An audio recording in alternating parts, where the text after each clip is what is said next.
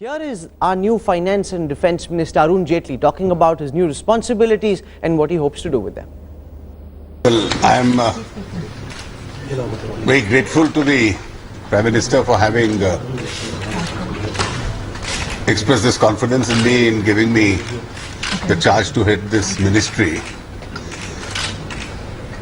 For a transient phase, I'll be looking after the Ministry of Defence also, but that's only an additional charge till there is an expansion in the cabinet itself. I'm conscious of the fact that I'm taking over at a very challenging time, particularly when there is a need to rebuild the confidence in the Indian economy. देखिए, प्रधानमंत्री नरेंद्र मोदी के नेतृत्व में काम करना है। मैं कृतज्ञ हूं कि उन्होंने मुझे इतने महत्वपूर्ण विभाग दिए हैं। अपने पूरे संकल्प और निष्ठा के साथ मैं काम करूंगा। आज ज्वाइन करूंगा, पूरे विभाग की गहराई को समझूंगा। उसके बाद इस देश के विकास में इन तीनों विभाग की जो भूमिका है, जो हमारे मैनिफेस्टो हैं और जो देश की अपेक्षाएं हैं, उसको पूरा कितना बड़ा चैलेंज है नरेंद्र मोदी के साथ काम करना? एक बहुत बड़ा सुखद अनुभव होगा और हमारे नेता जो इतने गुड गवर्नेंस का उनका रिकॉर्ड है, मेरे भी विभाग पूर्व के मंत्री परिषद के अनुभव रहे हैं अटल जी की सरकार में, तो हम करेंगे और बढ़िया से। एक आखिरी सवाल रवि जी, वो मोदी जी टारगेट ओरिएंटेड हैं, परफॉर्मेंस ओरिएंटेड हैं, खुद काफ़ी घंटे काम करते हैं सुबह से, तो आसान होगा ये मोदी जी के उम्मीदों पर खरा उतरना? बिल्कुल, हम लोग मिलकर काम करेंगे। उनकी पूरी टीम है और उनके नेतृत्व में हम लोग प्रभावी काम करेंगे। We have with us Mr. Prakash Javadekar, the new information broadcasting minister. Mr. Javadekar, there is a fear in the media circle that, like, you know, no fear. There is no fear. People are welcoming because I believe and we believe as a Modi government, we believe that press freedom is essential element of democracy. And politics, democratic politics also demands that politics and the media both together must make people more aware and make democracy more successful. And that is what we will do, and we are heading in that direction. And therefore, I am very sure that there is no conflict and we can work together in harmony and we'll go ahead. Sir, in the last government, last two UPA government, your environment ministry was one of the most contentious ministry. How do you plan to tackle both environment and development? Because I am firm believer that environment protection and development can go hand in hand. They are not antidote to each other. They are not against each other. So it is not environment protection versus development. It is environment protection with development, or development with environment protection. That's the slogan we'll bring out. So, sir, what will be the new challenges in the ministry? That I will study all the ministries, and after taking full brief and doing my comprehensive study in 1 week, I'll come out, after consulting the PM, I will definitely come out with an action plan. This was Prakash Javadekar, the new information and broadcasting minister, outlining his responsibilities in future. With camera person Siddharth, Brijesh Pandey for Headlines Today.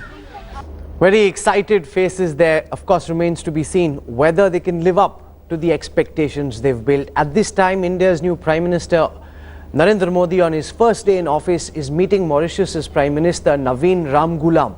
And I've got Headlines Today's Strategic Affairs Editor Gaurav Sawant joining us from Vijay Chowk. We've got Maha Siddiqui joining us also from Hyderabad House. I want to go across to Gaurav first. Gaurav, what's the word emerging from the bilaterals that have happened so far? I'm particularly interested in the bilateral meeting with Hamid Karzai. What were the discussions like? Is there any word at all that is emerging from Hyderabad House? Sources telling us that post 2014, the US drawdown, what will India do? What will Afghanistan do? And what happens should Pakistan once again continue to promote terrorism in Afghanistan? What should the strategy be? India has committed itself to rebuilding Afghanistan, to ensuring that there's a peaceful and progressive Afghanistan. President Hamid Karzai assured Prime Minister Narendra Modi that Afghanistan will always do its best to look after Indian interests in Afghanistan, and together the two countries need to progress. This was a get-to-know each other meeting. President Hamid Karzai, our sources tell us, told Prime Minister Narendra Modi that intelligence inputs that he has received indicate that Pakistan-based Lashkar-e-Taiba was behind the Herat Indian consulate attack. Together, the two heads of state and government spoke of how there is need to counter terrorism, Rahul. But this was a short meeting, get to know each other meeting. There's lots more. President Hamid Karzai told me yesterday he hoped that Prime Minister Narendra Modi will encourage development and continue to give military hardware that Afghanistan so desperately requires, especially post the drawdown.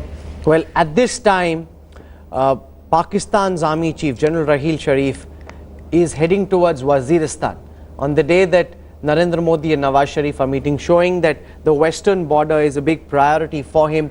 Maha Siddiqui, take our viewers through the preparations for the big meeting between Nawaz Sharif and Narendra Modi. So far, it's supposed to be a 35-odd minute long meeting. Is there a possibility it could stretch on because there are more bilateral scheduled for after that? And what are your sources in the MEA telling you about what Narendra Modi is likely to tell Nawaz Sharif? Well, Rahul, Narendra Modi and Nawaz Sharif's meeting is already a little longer than the time that has been allocated to other leaders. So it clearly shows that meeting gains much more importance than the other meetings, although there are big leaders like Gaurav pointing out there about Afghanistan and also the Sri Lankan president, and very important and contentious issues between these two countries as well. What I'm learning from my sources, Rahul, about the Nawaz Sharif-Modi meeting is that the Indian side clearly views it only as an icebreaker, as a meeting where the Indian side, and especially the new Prime Minister Narendra Modi, is going to be gauging Nawaz Sharif. But from the other end, let me point out, Rahul, they are not looking at it only as a photo opportunity. They want some takeaways from this meeting. However, that is unlikely at this moment to come, at least from the Indian side. But the very fact that Nawaz Sharif has made this trip, the very fact that he has refused to meet Hurriyat, which has almost become like an unpleasant, unnecessary ritual by Pakistan dignitaries, shows that they are sending an indication to India, perhaps an olive branch for the resumption of dialogue. That perhaps is the topmost agenda for Nawaz Sharif. Okay, he wants dialogue to resume. Razaul Lashkar, my colleague at Mail Today, our sister publication, also joins us very recently. He was in Pakistan reporting extensively from there. Using all that you picked up in Pakistan, explain to our viewers the pressures under which Nawaz Sharif, Razaul, comes to Delhi at this time in this big meeting. We know what Modi would like to tell him. What do you think Nawaz Sharif would like to tell Modi? Well, I mean, if you look at the pressures, it's very obvious from the fact that, he didn't announce his visit till his brother went and met the army chief in Lahore on Friday. It was only after that meeting that we got the formal announcement. Nawaz Sharif has been under considerable pressure because of tensions with the army, especially over the row over the Geo News group. But the Geo News group has apologized yesterday. But I mean, having said that, I mean, he continues to walk a very fine line as far as foreign policy is concerned, because it's very, very obvious. If you live in Pakistan, two countries, the foreign policy is decided totally by the army. One is the US, the other is India. So, I mean, he may want, I mean, obviously he would want, as a first step, the resumption of the dialogue. He has apparently even told some people yesterday that it needn't be in the composite dialogue format, it could be under a new format, but he wants a specific focus on Kashmir and terror. No, but that's an interesting and important point you make, and I want to put that question to Ambassador KC Singh. Nawaz Sharif, there's ample indication so far, wants dialogue and talks to resume. Narendra Modi stated in the election campaign that you can only have dialogue if you turn off the terror tap. We're also seeing that Nawaz Sharif cannot independently decide foreign policy. He's depending on the ISI and Pakistan for that.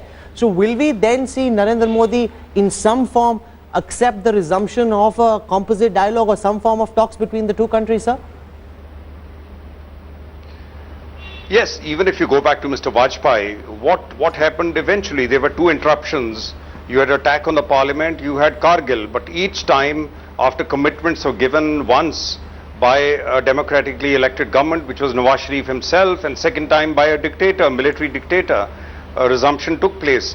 Finally in 2004, Musharraf gave the undertaking, but then by then Mr. Vajpayee had left. Then with Mr. Manmohan Singh came the anti-terror mechanism. So one thing is very clear, that this monster called terrorism is always in the room whenever India, Pakistan, when the leaders of India and Pakistan talk. So they'll have to address it, which means some face-saving statement has to come out, some statement which will reassure India that he will not allow the Pakistani soil to be used will come out. There'll be a condition precedent to Mr. Modi moving forward, because he has also to explain to Indian people he can't do a 180-degree flip from there. So we will see that thing. They will essentially open the path. They would attempt to open the path to resumption of dialogue in some form or another. Terror. Yes. The linkage of resumption of the composite dialogue or the revived dialogue or the resumed dialogue is with the conviction of 1+7, that is the masterminds of 26/11. No, but forget conviction, he's roaming freely. No. To top it all, he's threatening Nawaz Sharif himself. Rahul, just please listen to me. So the linkage is not with terror. Terror is the perennial linkage. So what K.C. Singh is saying is right. The way out of this is that in Pakistan for the last 8 years, nobody is prepared to give evidence against these people. Number of judges, 2 judges have been shot. True. Number have been changed. So you will get nothing out of that conviction. So if Nawaz Sharif has come to Delhi, the halfway point is that India can drop what the previous government's conditionality was, that we will resume dialogue after convictions are made. So that may be dropped. No, but how can Sambit Patra Modi drop that condition? He can't. And you get from Nawaz Sharif another pledge from Pakistan that its soil will not be used against India for terrorism. That pledge has been made in the past and amounted to absolutely nothing. What else? That's it. That will be yet another. See, I believe, Rahul, 2 things over here have to be made very clear. Courtesy and concessions are 2 different words, and I believe this is a courtesy talk. No kind of concession has been offered that, well, yes, you can continue with your terrorism. In spite of that, we would be talking, and probably this is just the talk, whether we should resume the talks or not. This is the first talk to see to it that whether we will have the next talks or not. And secondly, we should always remember, though it is a shift from M to M, Manmohan to Modi, but this is a big leap. I mean, though the alphabets are same, but it's a big leap. It was Manmohan, it was a different stature. In diplomacy, personalities do matter. I mean, over here, but there can't be a dilution of positions, I mean, especially given the personality of Modi and given what he said in the campaign build-up. I mean, looking at the personality of Modi, looking at his persona and stature, yes, it is a courtesy talk, but rest assured, there are going to be what no I want to do right now is go across to my colleague Shiv Arur, and he has a full rundown of the big challenges facing India's top ministers at this time. Shiv, why don't you explain that to our viewers? What are the key challenges confronting each of the big ministers in the Modi cabinet? Shiv, take it. We've got the 5 pressing issues, Rahul, for the top 4 Raisina Hill ministries, as it were. Let's just start with defense, because that's a heavy hitter of a minister we've got in Arun Jaitley. Even though he's clarified that he only has an additional charge for the moment, the first, of course, is going to be to speed up stalled modernization. This is going to impinge in a very big way on the country's military capabilities to actually fend off the fresh threats, especially from China and Pakistan. His second priority, we're hearing from our sources on the inside track, is to bridge that civil-military divide. Remember, this is a problem that the Pakistanis face on a completely different paradigm, but in the last few years, a lot of things have been said about the relationship between civilian control and the military. Priority number 3 for Defense Minister Arun Jaitley is to revamp indigenous military industry. This is going to be a priority area, and a lot of advice is going to be coming to him on that. Priority number 4 for Arun Jaitley is going to be to follow up action on defense scams under the UPA. This is going to be hugely important. The VVIP chopper scam, the Tata scam, a slew of other scams are going to have to require follow-up action by the additional charge defense minister. And finally, and this is something that directly impacts the security of the country, border management and border security infrastructure that needs to be built up, both on the border with China as well on the line of control on the international border with Pakistan, because this is going to be very, very crucial to how the Narendra Modi Sarkar actually plans to ramp up safety, maintain the integrity of the country at this point of time. Well, of course, Arun Jaitley only has this as an additional charge, but his other crucial charge is, of course, finance, but we'll get to that in just a bit. But these are the top 5 priorities as far as the defense minister are concerned, Rahul. Thanks, Shiv. Of course, for Mr. Jaitley, defense is an additional portfolio. I wonder why they couldn't really find a full-time defense minister, because given the neglect under Antony and under the UPA, the defense ministry needed a full-time hand to steer it. That unfortunately hasn't come forth. The advantage in having the finance minister as your defense minister is that he can sanction funds more easily if he wants to, but then the pressure also of containing the deficit is on him. So there's a clash there in terms of what Mr. Jaitley would like to do. Would he like to be seen more as a successful finance minister who contained the deficit, or as a successful defense minister?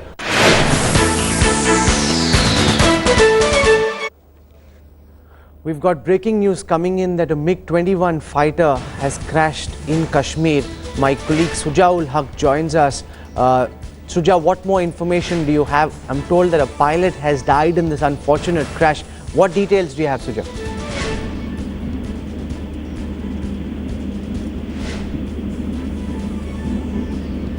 Suja, do you hear me? The information that we have available at this hour is that a MiG-21 fighter aircraft has crashed at Madhama near Avantipura in Jammu and Kashmir. The pilot of the fighter aircraft died in this this crash. They've been long called the flying coffins. A very unfortunate crash being reported where a MiG-21 fighter aircraft has crashed in Kashmir.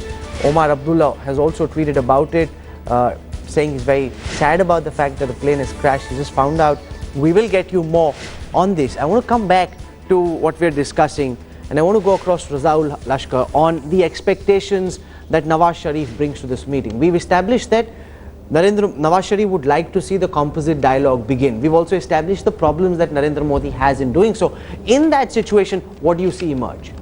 Well, I think Mr. Sharif would be very happy if he went back with some sort of, an assurance or some sort of an indication that India would eventually come round to the dialogue table. I think that's a bare minimum he's expecting, because I think he also realizes that he's got his hands full. There's something that people tend to miss. The last government in Pakistan was led by the Pakistan People's Party, which is now the opposition party. But even in that period, Punjab was ruled by Mr. Nawaz Sharif's party. And Punjab continues to be the problem area for India. I mean, you name any of the groups that are a threat to India, Jaish-e-Mohammed, Jamaat-ud-Dawa, / Lashkar-e-Taiba, they all have their strongholds in Punjab. Not just that, ever since he became Wazir-e-Azam, his brother Shahbaz actually increased funding to the Jamaat-ul-Dawa, which is Hafiz Saeed's organization. The PMLN government in Punjab has had an allocation in its provincial budget for the Jamaat-ul-Dawa Center for the last 2 financial years, if I remember correctly. And this is a substantial amount. I mean, they say it's for running the center after it's been taken over by the government. But the other flip side, even people in Pakistan acknowledge that this funding from the government allows the Jamaat-ul-Dawa to, divert its other funds to jihadi activities. Oh, absolutely. So, I mean, this is a contradiction. I mean, the person that India wants the most, Hafiz Saeed, is walking around in Lahore, which is Mian Nawaz Sharif's home city. So, I mean... So, there's a clear divergence between what he's saying in interactions with headlines today, speaking to the Indian media, and what he's doing, in fact.